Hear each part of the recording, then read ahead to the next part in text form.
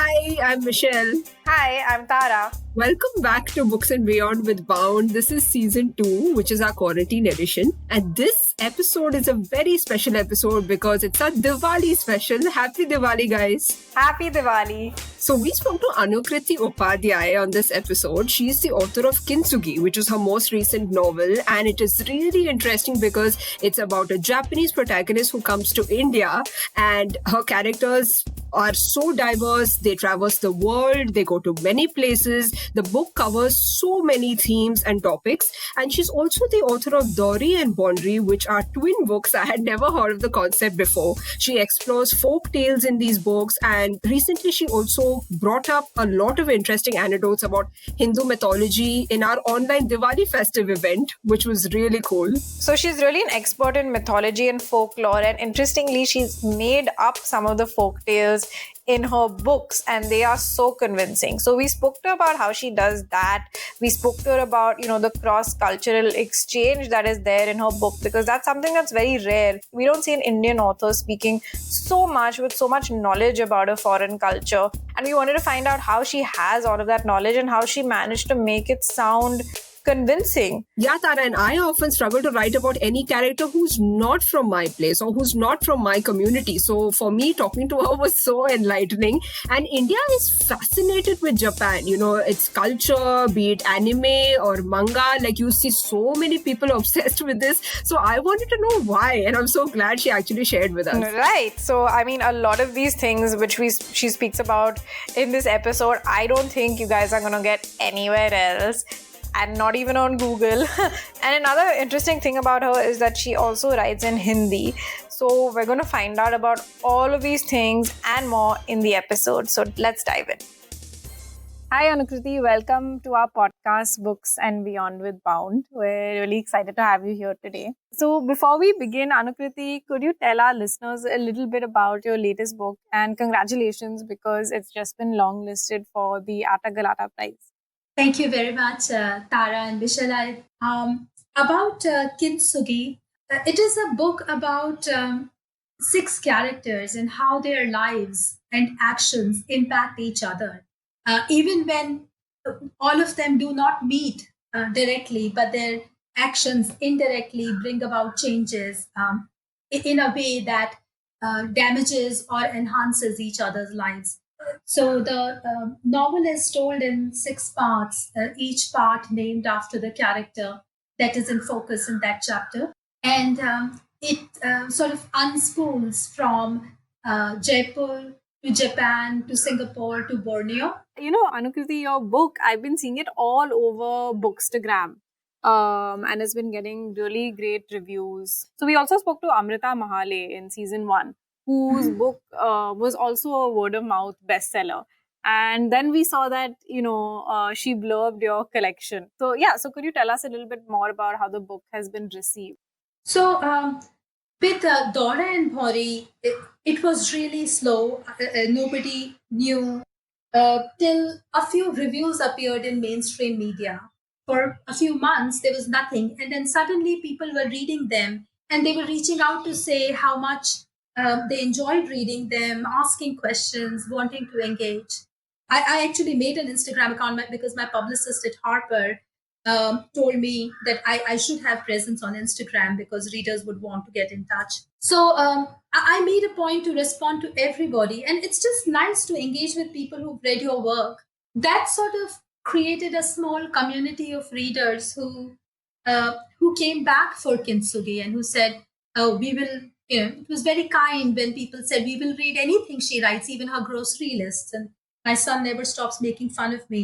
I was actually quite worried when Kintsugi came out because it is so different from the other 2 books. I thought the reader would be disappointed or may not find Kintsugi relatable, or they may find it unexpected because it's completely different. And they all seem to love it. All I can say is I'm very grateful. I just feel lucky that they like the work. I think when a writer writes something, they don't really know how it'll be interpreted by readers, but then you're just surprised by the reception that the book gets. And we are very happy that, your book is doing so well on Bookstagram. I recently read a book, The Peculiar Life of a Lonely Postman. I just finished it on the weekend, and the book is full of haikus and tankas. And I just thought of your book. Yeah, because it was really interesting, Anukriti. That cross cultural exchange that comes through in your book is so strong, and that's something that we haven't really seen. At least I haven't really seen before. An Indian book that speaks about the Japanese culture. Your protagonist Haruko is Japanese, and you really portrayed that so realistically, being that you're not from that culture yourself. How did you create such a relatable character that is from another culture? So I've been fascinated with Japan and Japanese culture for, I think, now over 10 years. The first time I visited Japan, I was just completely bowled over by what I saw and experienced, the natural beauty of the place, the aesthetics of Japan, the way people comport themselves in public situations. The whole package, contradictions within the culture, they just fascinated me, which led to my exploring more Japanese literature and visiting Japan again and again. I was also particularly sort of fortunate in my exposure to Japan and Japanese culture because my husband works for a Japanese investment bank, and I had an opportunity to meet Japanese people in settings where they are very comfortable, i.e., professional settings or meeting in Japan in informal settings. What I also realized that despite our differences as nations, as people, at the end of the day, we are all under our skins essentially the same. That sort of gave me the confidence to construct Haruko or Hajime, who's also Japanese, American born Japanese. Yeah, and also what is fascinating about writing fiction about another culture is that you always wonder whether you're doing justice to it, and especially me, I am more comfortable writing about characters from my own community, from our own country. So, Anukriti, what kind of advice would you like to give writers who want to write characters from another culture? And they also want to do it well, without worrying about whether they are offending that community, or whether is it realistic. Read their literature because literature reveals a lot about the people, the way they think, their social structures, their constraints. It doesn't really work if you've not been to a country and you try to write about it. I strongly believe that characters or stories emerge from unseen places, a combination of actual knowledge of that culture and those people, and to let the story evolve and not force external characters into it. And speaking of your characters, I loved the two main female protagonists of your book, Haruko and Mina. So could you tell us a little bit more about, how you created those characters? Who are Haruko and Mina? So, Haruko, as you rightly said, she comes from New York. She is a jewelry maker.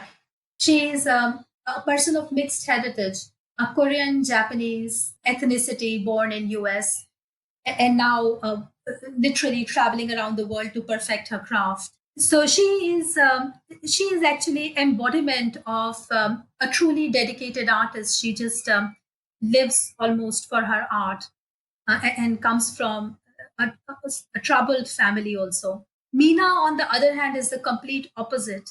Sort of the pivot of her character is rebellion. She wants to not be where she is. She wants not to be who she is. And that sort of creates the essential conflict and crises in the story. So Mina, in many ways, is the running thread through all the characters' lives. Even though Haruko never meets Mina, but all their lives are impacted by Mina's actions. And this kind of contrast between both the female characters is what really appealed to us, because no woman is alike, and we found that really fascinating, that you were able to bring about such different female characters in one book. We wanted to know, more about why, India is really fascinated with Japan and its stories, like, manga, or, even if it's anime. So what about these Japanese stories really strikes a chord with every reader or every viewer? So Japan is so different in every aspect from India. We are a culture of chaos and color and exuberance. Also, a lot of complexity, of course. Japan, on the other hand, is so disciplined, so restrained, so polite. Of course, they have their own turmoils under the surface. But the two cultures are so different in expressing those conflicts and turmoils. One, it might just be the fascination with the opposite. And second, a lot of credit goes to excellent translation work that has happened with Japanese literature. So, I don't speak Japanese or read it.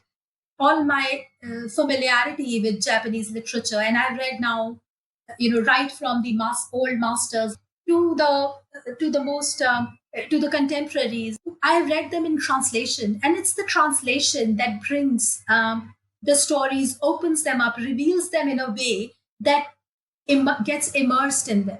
I was just reminded of Convenience Store Woman by Sayaka Munata. Both Tara and I really loved that book. So there are, I think, some Japanese writers who write so differently. Like, you don't see it in English fiction at all. Like, even if it's like Haruki Murakami, the stories are just so different, so surreal. You're transported into another world entirely. I think you're so right, Michelle, because no two Japanese writers that I have read write alike. They all have such different ways of telling stories. There is, of course, a similar sensibility which runs through the way they present details, the way they pace their stories. Everybody writes so diversely. You have a Kiko Higashima who writes murder mysteries like no one else does, or mysteries like no one else does. And then you have Murakami Sensei who writes these books which just blur the boundaries between what is true, what is surreal, what is fantastical, and just blends it into everyday Japanese life. There's so much to explore and to immerse yourself into another culture, and it's really fascinating to hear, speak about all those books. And I think all our listeners will have a lot to read. But coming to your life, you were an investment banker. You've, lived all over the world. You've written 2 books before this. So how did you manage your time? Because we know that with the first 2 books, you wrote them while having your day job. And so how is that different from when you wrote Kintsugi? Because, at that time, I think you were concentrating on it full time. Actually, all the 3 books that have been published so far, in fact, 4 books, because Japani Sarai, which is my Hindi short story collection, also came out last year. They were all written while I was working full time. And I have a family, a husband who's a banker and has a very high pressure job himself, and a son who requires obviously attention and energy. But what I discovered is, if we really want to do something, we make time for it. If there is that real urge to do it, which is irrepressible, then one makes time. I wrote mostly at night when everybody else was in bed. I was used to managing my time at work as well. As a trained lawyer, we are used to keeping timesheets and so forth. In fact, now during the lockdown, when I'm working from home, have, so to speak, like more time on my hand, I find it more difficult to manage my time, because the outside has come inside. All the work that would have been done outside and finished just continues all the time, whether it's ordering grocery or things for home or working. I work for a conservation think tank now. So while doing that work or taking care of the family, which is scattered all over the country and actually the world. So I find it more difficult to manage my time now rather than when I was working full time. Yeah. And that's also so relatable. It's a relief because I have never been busier in my life. Like the pandemic has just made things so chaotic. So, like I can totally relate, Anukriti. But I was wondering because now we are all indoors, and now like there are no boundaries. There's family, there's profession, everything is mixed up. So we were wondering if there's any funny or awkward moment while you are writing. Like suppose you're in your writing zone and your family is just there. So do you have any like funny anecdote, something that happened recently maybe? So, frankly, there are no boundaries left. I have no special time marked out for writing anymore. The nights are not my own anymore um, because I have an insomniac teenager at my hands who just wanders around the house all the time. So, if you see how I write, you would probably find that funny because I literally write in 15-20 minute stretches. Actually, the whole writing process has turned funny, and I can't wait for things to go back to normal.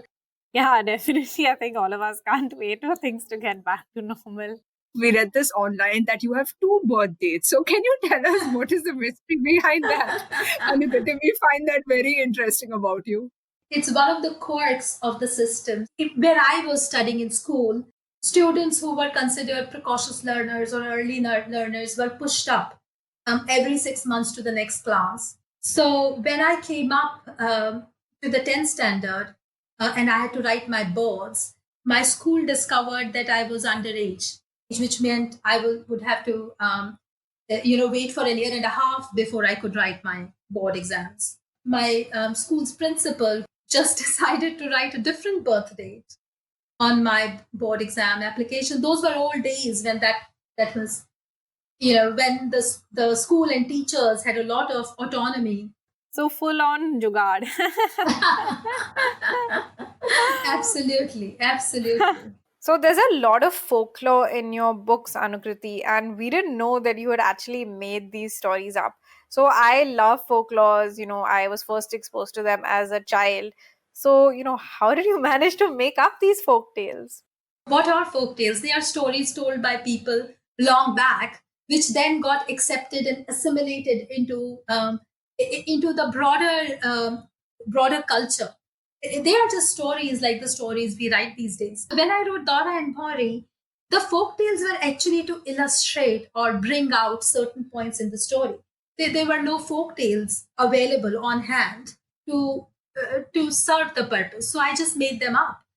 I sort of did not realize that that was that was unique or a big deal till my editor Rahul Soni, he tried to Google one of the folk tales mentioned in Bhori, and he said, I Googled and I looked everywhere and I can't find it. Did you by any chance make it up? And I said, yes, all of them are made up. What a surprise. That's so funny. Yeah. It was yeah. So I was like, he was surprised and I was surprised that he was surprised. We find really interesting about your process is that you are a bilingual writer. Very, very few writers who write in English are actually able to write, another story in another language. So I came across your story in the Bombay Literary Magazine, and I love reading Hindi stories. So what is it like switching between, both the languages? As a writer, I find it very enriching to have access to two languages. And I feel very fortunate to have that access because I grew up speaking Hindi and I grew up reading English. I grew up in a house filled with books. My father taught literature. Everybody talked about books. Actually, we talked about little else. At the same time, I feel very sad that I don't have access to more languages because India has so many. And we have such rich linguistic heritage that we don't need to look anywhere else. Children learn French and Spanish, but they don't know Tamil or Bangla. And that is so sad. On writing in two languages, the process is both frustrating and stimulating because sometimes some expression comes in one language and needs to be transformed in another language. I actually tend to write more poetry in Hindi and more prose in English. I don't know how that happened, but that has always been the case. I never saw that in that way. Like poetry is very personal. So I think Hindi comes to you very naturally, and that just flows in your poetry. And the way you talk about languages in India and just how rich our regional languages are, and that's very true. That not many writers or not many readers access literature and translation, but there are so many books that are coming out right now from various states, and it's only when they're translated we actually get to see these different voices. So that makes me curious. Do you want to write in Japanese someday? And do you know Japanese? The script. I mean, it looks very complicated, but maybe it's not to you. That is something I want to do. I want to learn Japanese. I have a friend who is learning Japanese, and it's a complex language to learn because there's a lot of formality involved in the language itself. Just as the culture, the language also has a lot of formality. And yeah, that's one of my projects. I want to do it once I've shipped my son off to the college. When you were talking about your comfort with Hindi, I started thinking about what are my comfort reads. And during the pandemic, I've actually taken to rereading some of the books that I've loved, because it just makes you feel comfortable and makes you happy. So I recently reread Thousand Splendid Suns, and then I reread Palace of Illusions by Chitra Banerjee. So what about you? Do you reread? What are your comfort reads? Yeah, I reread all the time, all the time. It's such a comfort to read a book, to come back to a book you think you know, and then find new things in it. Or even if you don't find new things, just to reconfirm that the things you loved are still there and you still love them as much. And when when you say, Tara, that during the pandemic you've been rereading, because those books have, they had spoken to you in a way, or they had meant something, or they had given you something that you want to go back to. Isn't that what folk tales are, right? That's what folk tales are. They have been retold so many times that we have we have familiarity with them. We know that we know what's going to happen, so there's the comfort of familiarity. But at the same time, with every telling, the stories reveal something new. So the books that you really really like and keep rereading, they are actually folk tales in a way. That's such an interesting perspective. Yeah, you're right. I never thought of it like that. What do you do when you're not writing? And like for me, when I do anything else, if I'm watching YouTube or if I'm doing anything else, I feel so guilty, like I'm not writing. What am I doing? So what do you do to unwind? So I'm joining your club. I feel really bad when I'm not writing. There's really never a point where you say, okay, I've finished this manuscript and now there's downtime. Like being a writer is like having homework every day for the rest of your life because there's something to write. What I do to unwind is I love nature. I love going out. I'm very fortunate that even during pandemic, I live in a place where there's a beautiful garden, and there's so many birds right at my window. So I just sit and look at birds. I look at birds and I talk to them. And my son walks in on me and gives me that look that teenagers do when they think that the parent is being totally crazy as they expected. That's lovely. But some people, when you said homework, it's like having homework every day. I can imagine some people heard that they would be like flabbergasted. Like I know my brother, if he heard, I'm going to have homework every day for the rest of my life. Okay, so coming to your book, Meena or Haruko, the two main characters in your book, if you could pick one, whose life would you live and why? If I can pick someone, I would like to be Leela. That's a young woman who is just completely self-aware, determined, without being aggressive, assertive without being in your face, and just going her own way and ultimately doing what she wants to do. Leela definitely stood out as a role model, like a budding role model. Like I could sense that, when I was reading about her. And yes, she was definitely one of, my favorite female protagonists in the book.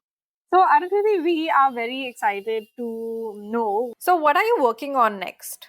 I write short stories constantly. They are actually my, they are my way of sort of escape. Also, my in many ways my preferred format. I'm in the midst of writing a short story, and I've written quite a few during the lockdown. I'm also working on on my next novel, which I think is probably my most ambitious attempt till now, and I'm going really slow on it. So I hope it picks up. For the moment, the focus for short stories, because a collection of short stories will come out from Harper next year. Wow, I'm a big fan of short stories. I just can't wait for that to happen because Michelle is a writer of short stories as well. I love short stories. I mean, I can go on and on. What about the short form is so interesting to you? You know, both of you like writing short stories. So why does this appeal to you both? What I like about it is if I have an idea, I can flesh out a short story within even a couple of days, I think. I mean, of course, a very bad draft, but at least I can get it out. But if it's a novel, I mean, for me, it feels like a never ending task. So, yeah, what about you?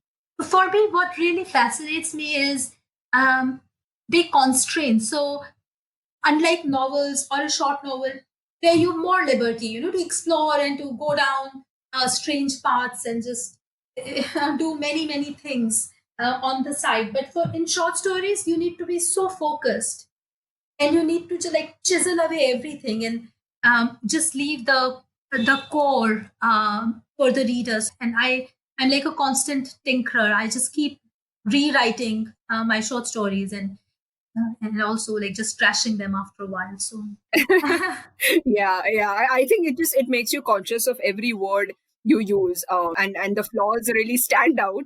Whereas in a novel, I think people could probably give you that the room to play around with language, or even with, I could say, plot holes. But in a short story, everything becomes very obvious.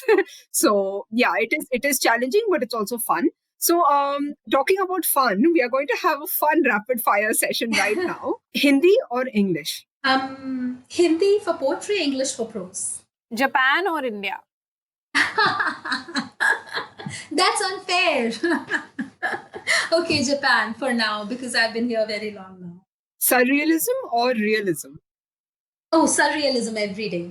One pet peeve. I think at the moment my pet peeve is insensitivity of people in the public spaces, just insensitivity and intolerance to anything that does not look exactly like their own thoughts or own beliefs or themselves. So, if you were born in another culture, what would it be? And you can't pick Japan. I would like to be born in the south part of India or the northeast, because those cultures just fascinate me. Though they are part of India, but they are so distinctive. Yeah, in fact, northeast. I would love to be born in Meghalaya, like my one of my favorite authors, Janice Parriott. Really, very, very talented writers in the Northeast. Yeah. I recently read Undertow by Janvi Burua, and I think I can go on and on about that book. I don't see that kind of writing from any other part of India. So, thank you, Anakriti, for sharing so much about, the Japanese culture, your process. How do you, move between different forms, even between different languages? We have definitely learned so much on this episode, and I'm sure that our listeners will also have many takeaways. And we can't wait for your short story book to come out. Thank you very much for having me here. Like I said, I've been a great admirer of the work Bound is doing. And I look forward to more such occasions where we can chat about books and writing. Tara, I feel the same too, that I have homework throughout my life. I can't believe that Anukriti also feels the same. Yeah, especially when you're working for yourself, it's like I always have something to do. Exactly. I remember, after college ended and I went for my first job, I was like, yay, I won't have that feeling of homework anymore. We were so wrong. But life doesn't pan out that way. This was such a great episode, and on our next episode we are going to be speaking to yet another fascinating author, my namesake Tara Kaushal. So she's the author of Why Men Rape, and it's so interesting because she's actually gone undercover and she's found out and spoken to these men and found out why they did what they did, and she analyzes this from a socio-political, anthropological agenda. So it was filled with really, really important insights. Needless to say, her investigative process was I think, mind-blowing. So definitely check it out if you haven't. We think this should be read by every person out there because it's just so important. Yeah, absolutely, Tara. Like for me, the book was mind-blowing. It was really thought-provoking. I haven't read any book like that recently. I'm sure you guys will pick up the book, so let us know what you think of it once you read it. And as always, we are at Bound Podcasts and at Bound India on Instagram, Facebook, and Twitter. So See you next time.